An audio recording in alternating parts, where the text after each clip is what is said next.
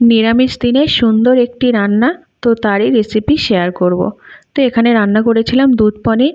এই রান্নাটা করতে বেশি কিছু লাগে না, ঘরের সামান্য কিছু জিনিস দিয়েই রান্নাটা হয়ে যায়।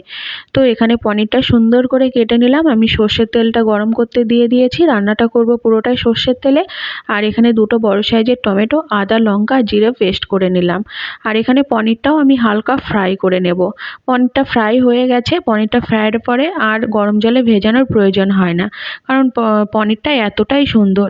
তেলের মধ্যে আর একটু তেল দিয়ে গোটা গরম মশলা, জিরে, তেজপাতা, শুকনো লঙ্কা ফোড়ন দিয়ে দিলাম। এটার পরে দিয়ে দিলাম পেস্টটা করে রেখেছিলাম। এটা সম্পূর্ণ রান্নাটা করব বাটা মশলাতেই, কোনো গুঁড়ো মশলা ব্যবহার করব না এখানে। তো এখানে একটু লবণ আর হলুদ দিয়ে দিয়েছি, আর সম্পূর্ণ বাটা মশলা। আর এখানে দিয়ে দিলাম পোস্ত আর কাজু বাটা।